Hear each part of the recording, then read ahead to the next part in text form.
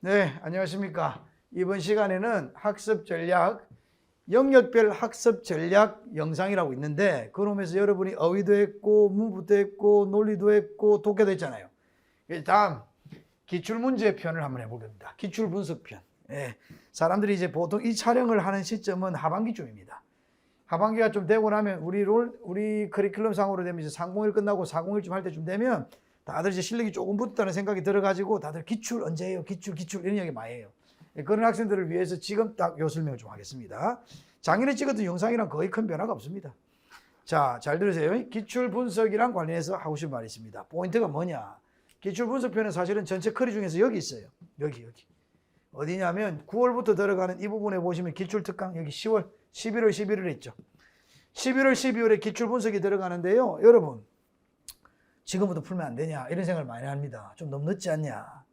절대 그렇지 않아요. 이 기출 분석과 관련해서 하고 싶은 핵심 단어 하나는 뭐냐면 핵심 문장은 절대로 미리 하지 마라. 그리고 절대 많이 하지 마라입니다. 예, 아이러니합니다.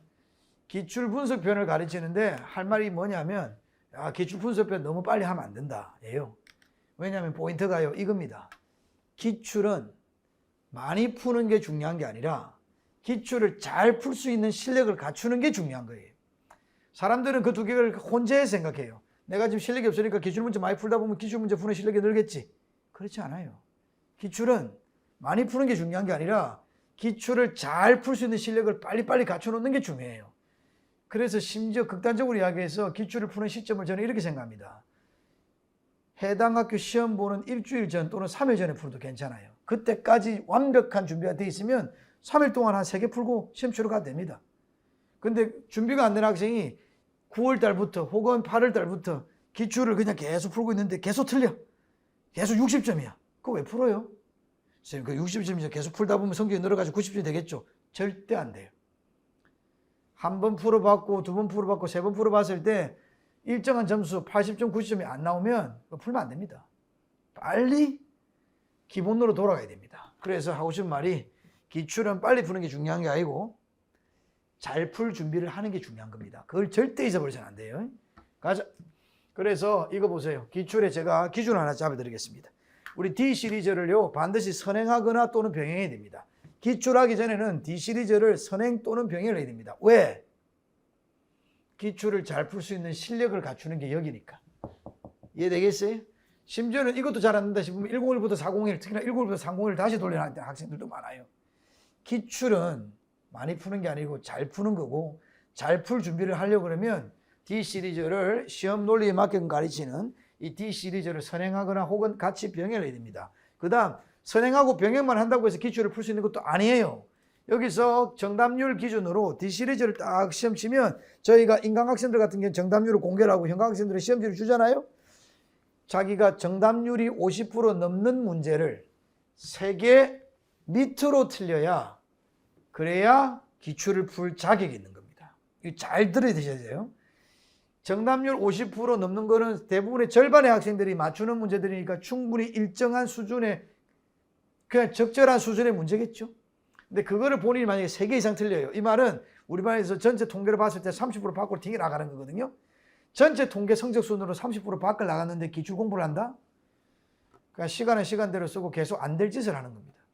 계속해서 70점 정도에서 머무르면서 계속 본인이 기출 풀고 앉아 있는 겁니다. 의미가 없어요. 진짜 의미가 없어요.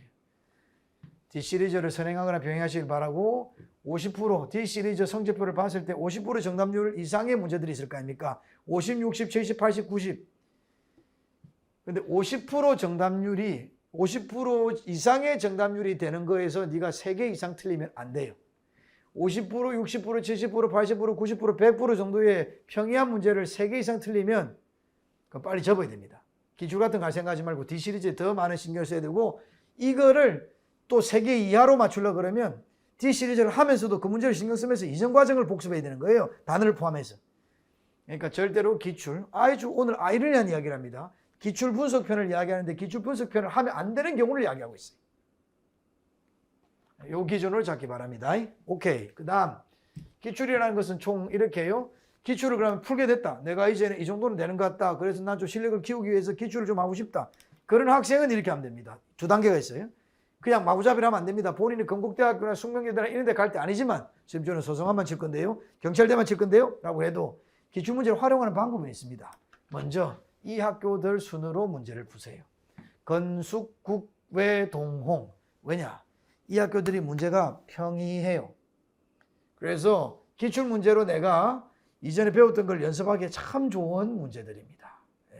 평이하고 일반적이고 너무 무리수가 없는 문제들이에요. 그래서 이 학교들로 힘을 모으세요. 이 학교들. 힘을 딱딱딱 모아서 기출문제 푸는 방식에 대해서 익히고 난 다음에 그 다음에 좀 실력이 된다 이제 나 여기까지 왔다 싶으면 이거 다 볼 필요는 없더라도 이 학교 순서대로 조금 문제들의 난이도가 점점 올라가는 거라 보고 이 참 좋은 문제들이죠. 요거요. 그 다음에 서한 중경 순으로 문제를 풀면 좋습니다.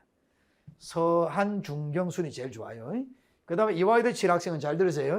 이화여대 7학생들은 이화여대 걸로 풀도 되지만 요 서한 중경의 문제를 요즘에 경희대가 좀 쉬워져서 위로 올라갈 수도 있습니다만 이 내 학교의 문제를 이화여대에서 요구하는 100분의 시간 동안 푸세요. 그러면 그게 활용할 수 있습니다. 그 다음 성균관대는 별개입니다. 성균관대는요 난이도가 그렇게 높진 않아요. 성균관대를 굳이 하게 좀 외국어 대학교의 업그레이드 판 정도라고 생각하시면 됩니다. 성대는 맨 마지막에 내가 쫀쫀하게 공부를 다 한 다음에 성대의 기출을 활용하시면 좀 도움됩니다. 성대는요 굳이 미리 준비할 필요는 없습니다. 한 일주일 전에도 저는 충분하다고 생각합니다. 자, 이 정도 순으로 이렇게 활용하시면 좋습니다. 다시 한번 이야기할게요. 다시 D 시리즈를 병행하거나 선행하면서 하셔야 됩니다. 그리고 아무나 풀 수 없습니다. D 시리즈 기준으로 50% 이상의 정답률의 평이한 문제를 3개 미만으로 틀려야 기출을 풀 수 있는 자격이 있는 겁니다. 그 이전에는 절대 기출 풀면 안 됩니다. 이걸 통과했다 싶으면 이제 이 학교부터 푸세요. 건숙, 국, 외, 동홍이라고 써놓으세요. 그 다음에 여기요. 서한 중경이라고 하시면 됩니다. 그 다음에 이화여대는 요 문제를 활용하세요. 그리고 이 문제를 100분에 푸는 식으로 하시면 됩니다. 그 다음 성균관대는 별개니까 시험 치기 일주일 전에 해도 괜찮지 않나라고 저는 생각합니다. 별개거든요. 선생님 저는 성대 꼭 가고 싶어요. 그럼 미리 보세요. 그런데 미리 본다고 특별히 실력이 늘지는 않습니다. 성균관대학교는 아주 빼지게 문제를 내는 학교는 아닙니다. 평이하게. 성균관대 성적 잘 나왔다고 해서 본인이 잘못 생각해도 안 됩니다. 오, 나 되나 봐. 아니에요. 원래 성대는 다 자기가 잘 쳤다고 이야기해서 나와서 다 떨어지는 학교입니다. 그러려면 뭔가 엣지가 있어야 돼요. 남들보다 앞서 나가는 거. 그건 여기서 얻을 수 있어요. 어쨌든 이런 순서를 하시면 된다. 마지막으로 할 말이 있습니다. 그럼 기출문제 풀 때는 어떻게 되냐? 총 3단계가 있습니다. 총 3단계. 먼저 일단은 문제 시간대로 풉니다. 60분짜리면 60분에 탁 풉니다.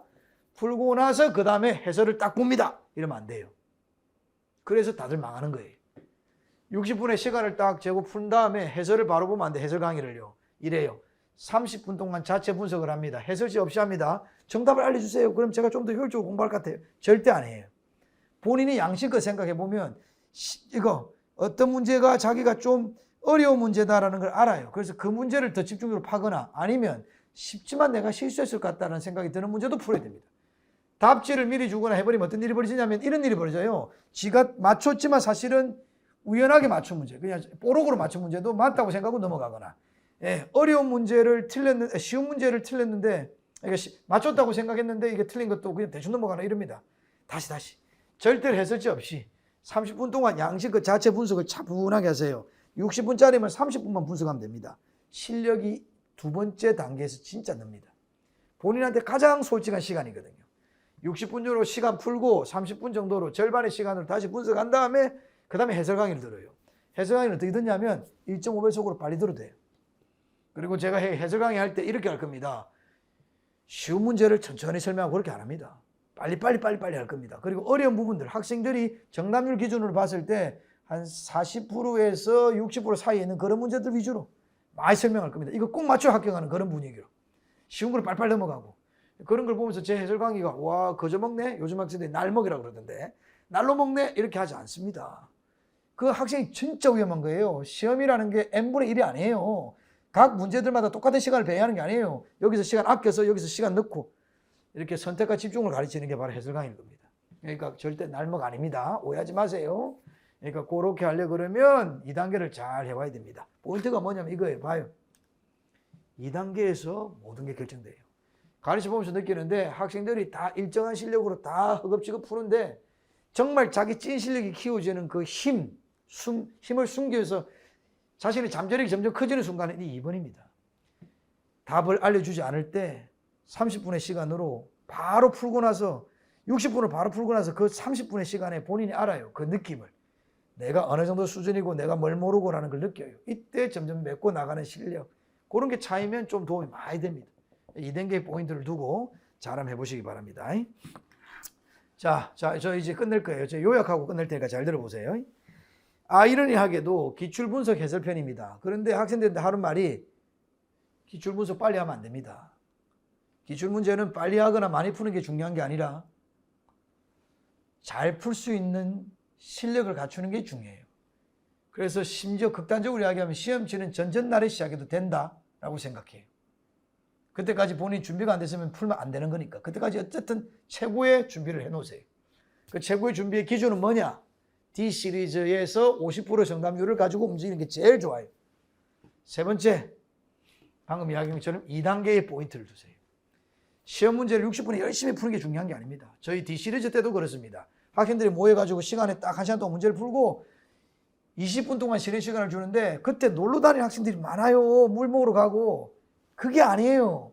그때 자기가 제일 진하게 공부를 할 수 있어요. 자기 틀린 거.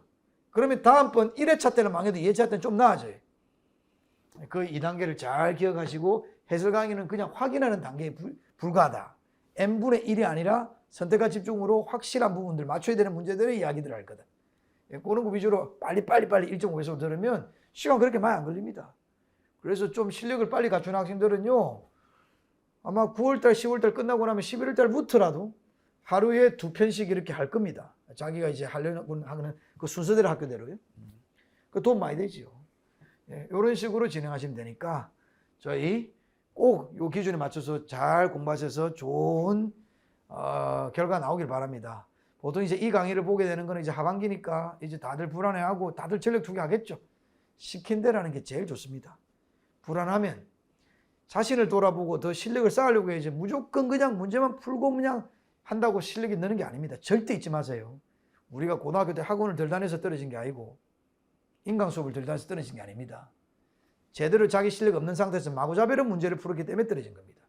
천천히 조급해하지 마시고 자기를 돌아보는 계기가 되면 됩니다. 자, 이 정도로 하는 걸로 하고 마무리하겠습니다. 하반기 잘 보내서 기출문제 잘 풀어서 좋은 결과 얻길 바랍니다. 바이바이.